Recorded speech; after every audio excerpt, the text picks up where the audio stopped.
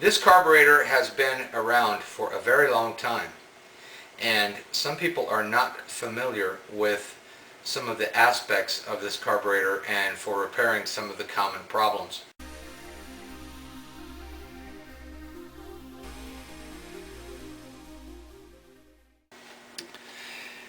This is an example of the Dellorto carburetor, the subject of this video. This one is known as a PHBL model, used by almost all of the trials manufacturers for many years. There are some variations depending on the application. Generally speaking, on all the GasGas bikes you'll find this carburetor or a Keihin PWK. Well, here I have an ancient Dellorto display, but it's kind of neat in the respect that you can see how some of the things work in the carburetor.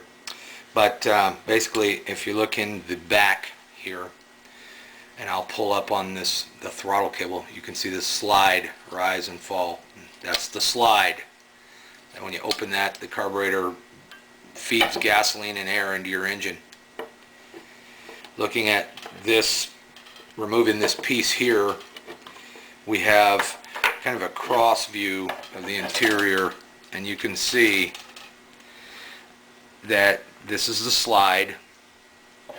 You can see it moving, and there is a needle coming out of it, and as you pull the slide up, the needle comes up in this opening and allows fuel to come up from the main jet, which the main jet is here, and the main jet is inside the bolt that holds the float bowl on the bottom of the carburetor. So the fuel from the fuel tank goes in through the fitting on the side and goes in through passageways, makes its way into the float bowl, which fills with gasoline, and then that gasoline passes through the jets and into the engine.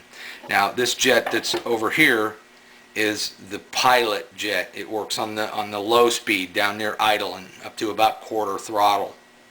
There's another jet that's positioned here. It's not on this carburetor, but it's here. And this is the choke jet, and it's irrelevant about the way the bike runs once it's running. What the choke jet does is it enriches the fuel mixture into the engine for starting a cold engine. There is a lever up on top of the carburetor that you flip up, and that opens a little valve down in here and allows the choke jet to intake fuel and enriching the carburetor for that starting procedure. Once you flip that lever back down, the choke lever, then the choke jet is obstructed and nothing flows through it. There are different choke jet sizes. Typically it is a number 60, and the only reason you would want to change the choke jet would be if the bike were a little hard to start when cold. You might change that jet to a slightly larger one to allow a little more gasoline to go in. So I won't talk about the choke jet anymore. It's not really relevant to the way that the motorcycle runs. Now, taking off this piece here, this is half of a float assembly, and there is what's called the gas needle valve, and there is a brass fitting with a little valve, and the valve has a rubber tip, and as the fuel falls, the level falls in the float bowl, then this float sinks. Would actually be like this. The float sinks, opens the gas needle valve, and then more gasoline goes into the float bowl. Then as the float rises, it closes the gas needle valve, and that's what keeps the fuel in the fuel bowl at a constant level, depending on how the higher RPMs are, etc. So that little rubber tipped valve called the gas needle valve, it is what allows fuel to come in to the float bowl and fill, and that is what shuts off that filling of the float bowl and regulates that simply by being lifted and released by the floats themselves. Floats. On the older Dellortos, you may have a float that looks like this. It's two floats built in one. This little metal piece right here is where the gas needle valve hangs, and it goes up into the jet that's the gas needle valve's other piece, and as the float goes up and down, it closes and opens that, as explained previously. To know if one of these floats is bad, it's simply translucent, so it'll have gasoline inside it if it's bad. These are a little more difficult to know if they're bad, this type here. When you look at one of these, on the side, it's going to have stamped in it what size float it is. Well, this one says GR 2.8. You may have to use a magnifying glass to see it, but what that means is if this float is good, it weighs 2.8 grams. Now that means you have to use a really good quality scale to check a float like this. There's two of these on the newer Dellortos. The older Dellortos use this combination double float. So these can be permeated with fuel and they get heavy and then they cause problems, which I will explain next. Okay, so here we have the bottom float bowl nut bolt that has the main jet in it. It's a size 14 millimeter wrench. You take it off. It has a small gasket right there. This is your main jet right there. It has a number stamped into it, okay? This one is a 122. What does that mean? It means that the diameter of the hole in the center of this jet is 1.22 millimeters in diameter. That makes it a 122. If it's a 130 main jet, I'm talking about Dellortos here, that means it's 1.3 millimeters in diameter, the hole that the fuel passes through. The bigger the hole, the richer the jet. Richer meaning more fuel going through there. Okay, so off comes the float bolt because the float bolt's held on by this main jet bolt. Here you can see clearly this is the choke jet and it goes down into a hole in the float bowl. So the float bowl is not symmetrical. It goes on only one way. It also has a little notch right here that corresponds on the carburetor right here with a little ledge. There's an O-ring in the float bowl, many times reusable. Just make sure it's in its groove, properly positioned. Here you see the latest version of the floats, the same as the black ones I was showing earlier. Instead of a brass pin pressed into it, it has a plastic pin, and these are hollow, so you can look at these and see if they're bad because there will be fuel in there. So it won't be necessary to weigh these. On the older ones, the black ones, be aware of a couple things, and this applies to the white ones as well. The pin that sticks out of the side of the float, it's not in the center, see? The pin goes down when you slide it over these support rods here in the float bowl. There are holes in the float and it slides down over there, and then as the floats rise and fall, they close off the gas needle valve. The pins are on the down side of the float. It's very easy to reassemble the carburetor with the floats upside down. This happens all the time. People forget what they were doing when they take it apart. What happens? Well, it keeps the gas needle valve closed, and no matter how hard you try, your engine will not start simply because it's not going to fill the float bowl with gas because those pins are upside down and they're holding the gas needle valve shut. This, believe it or not, this is a common problem. People just make that error and they don't realize they've installed the floats upside down. Okay, what does the floats have to do with the way the engine runs? Well, if one of these floats is bad, meaning it's full of gas and it's heavy, it can't lift, it doesn't have the power to lift and shut off the gas needle valve as well. It may be sluggish. What happens? Well, the carburetor will fill with too much gas. It may actually be drooling gasoline out of the two side vents. There's one there and one there. Drool can happen too when you ride fast over rough terrain or the bike is laid on its side. Those are normal overflows. But if it's drooling constantly when the bike is running, suspect that you have bad floats or one float. The reason you can have one bad float is because if the bike sits for long periods parked on the side stand, then the motorcycle is tilted. So the fuel in the fuel float bowl is primarily on one side, so it will permeate one float more than the other. And in the USA, we believe long-term use of fuels that have ethanol, which is common with the cheap gas stations, causes premature failure of the floats, as well as ethanol is very hard on the rubber parts inside the carburetor as well, and can swell the little tip on the gas needle valve, which I will show next. So what happens? Your bike's running rich. It's, some people say, fat. I'll be making some sound effects in this movie, so that's just how I am. Some people think, well, my bike is running rich, it's fat, I need to correct the jetting. Okay, so they put a leaner jet in, or leaner pilot, leaner, they change the needle position, they mess around with the settings to try and correct this richness that's caused by one or both of these floats being bad. As I said, on this type that are black, you weigh them to determine if they're bad, 2.8 grams. The white ones are translucent. You can clearly see if they have fuel inside them. They're hollow. So when you correct your jetting to compensate, what happens? Well, your bike might run better, but when you go off down the road at high RPM, down a gravel road or a fast, smooth trail in top gear, running close to wide open throttle, what happens? Well, you're using a lot more fuel out of the float bowl.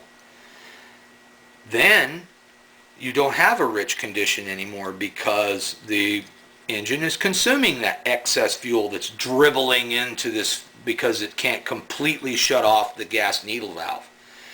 Then you are on your normal operating of the carburetor, consuming the normal amount of fuel it would use, no longer rich because of this excess fuel being delivered.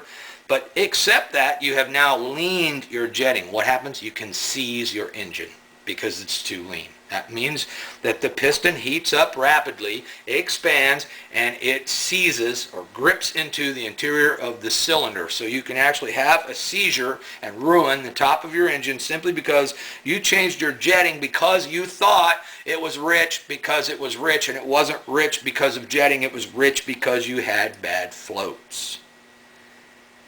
This is actually somewhat common, especially on older machines that change hands to a new owner.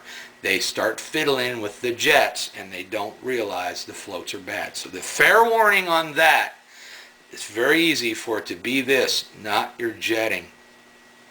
This is the gas needle valve. It's two pieces. You can see here, I think, a tiny little rubber tip, the red part.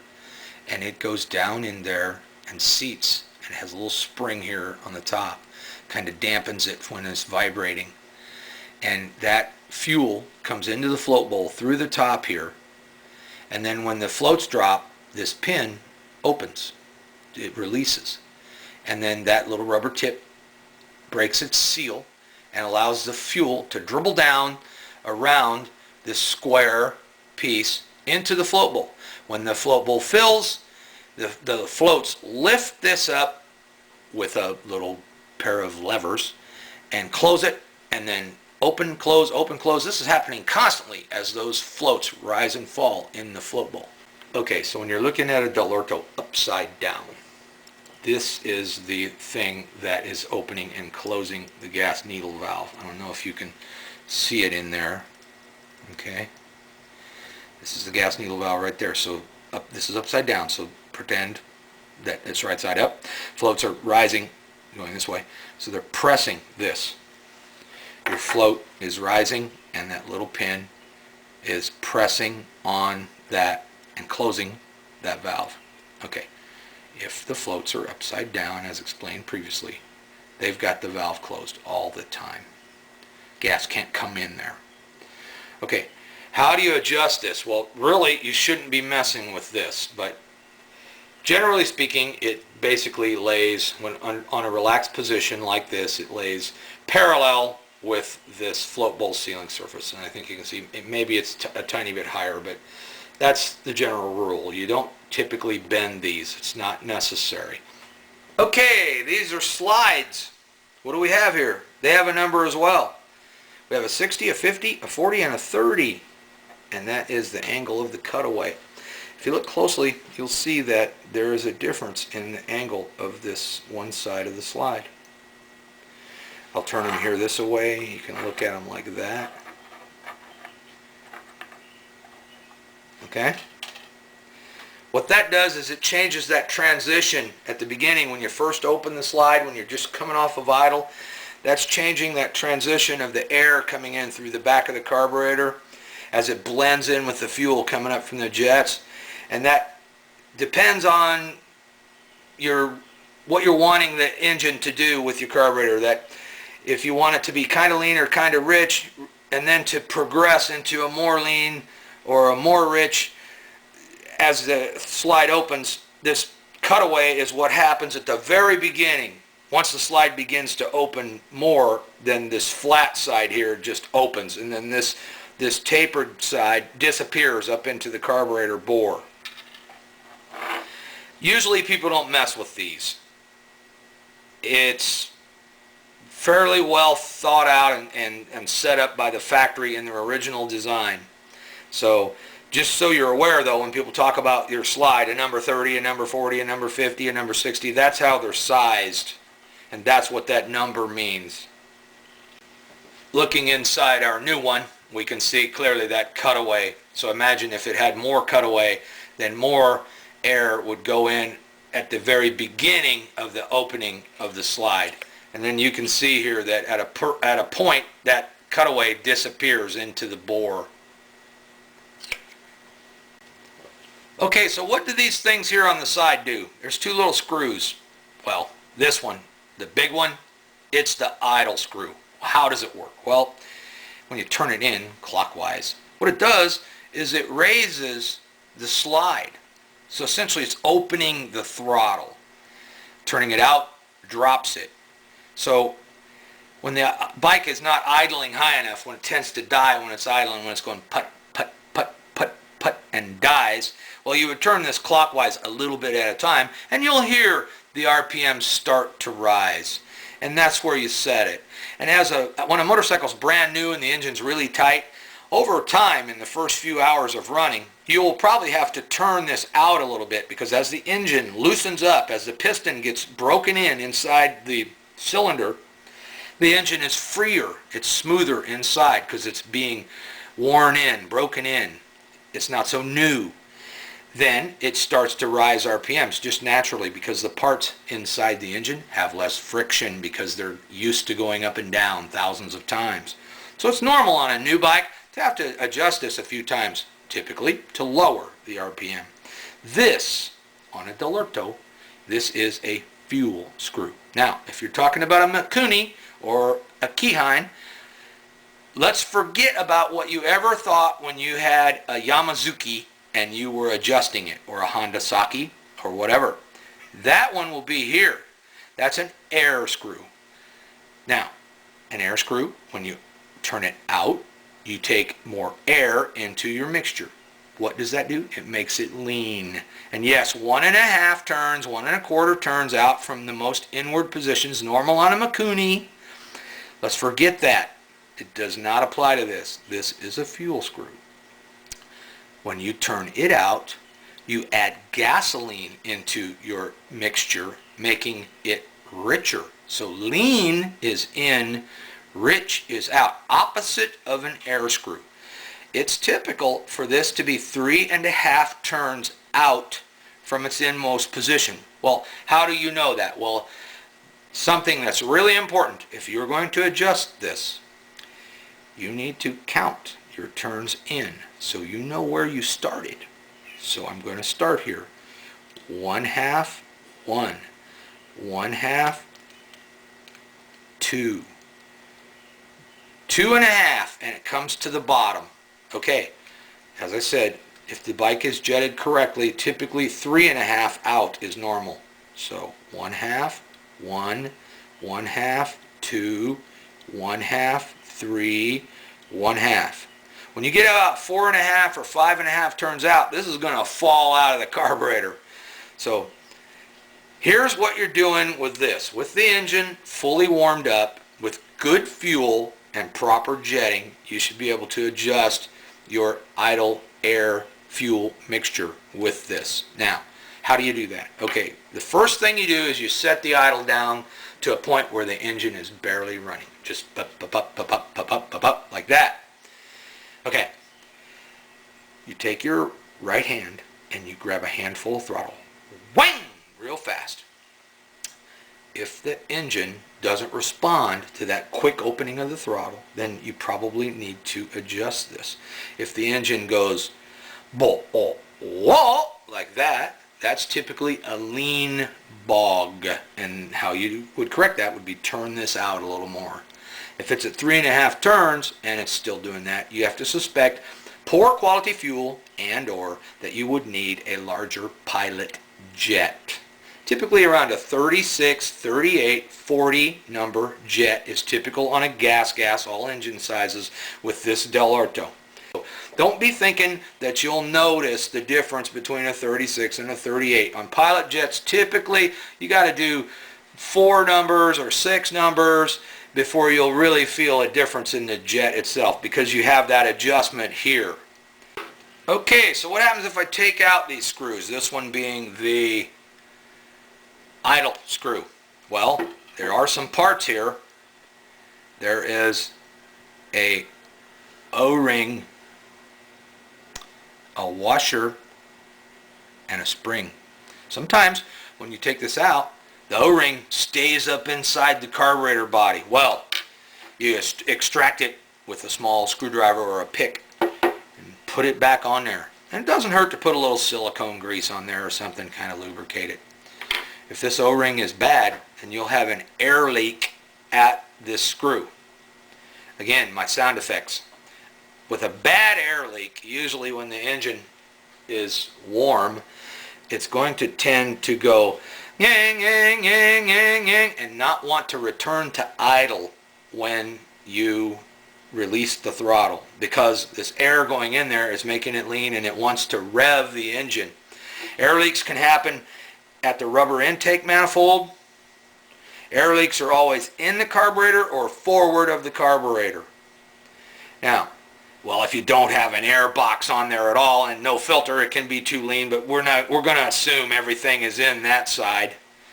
So you can suspect maybe a crack in your intake manifold, or you can have an air leak down in the engine, which I'll just briefly touch on that. It can be because of a crank seal on the magneto side, typically, because the magneto is in free air behind that cover. If you have a bad crank seal on the clutch side, the engine will get really rich and run really fat because it's sucking transmission oil through the seal into the crankcase and burning it with the piston and the spark plug and the gasoline and the air. So, air leak at crank seal on the magneto side, air leak at the rubber intake manifold or the gasket or that related area. You can also have air leaks around the cylinder. They're quite rare. You can also have an air leak due to a porosity of the castings of the cases. However, those usually appear immediately when the motorcycle's brand new and they're dealt with under the warranty of the manufacturer. And this can happen even on Japanese motorcycles. Defects of castings. It's extremely rare, but it can happen. Enough about air leaks. That's a completely different subject. But that cannot be corrected with jetting, and that is the reason why I mention it. Inside this top cap of the carburetor, there's an O-ring, and it goes in there. So be aware it's there, and it needs to always be there to seal the cap to the carburetor body. When you're putting the fuel tank back on the motorcycle, I want to mention that you have to feel under there as you're doing it and make sure your throttle cable is not caught by the petcock on the side of the fuel tank. Petcock is a USA term. The gas valve with the lever for off, on, reserve.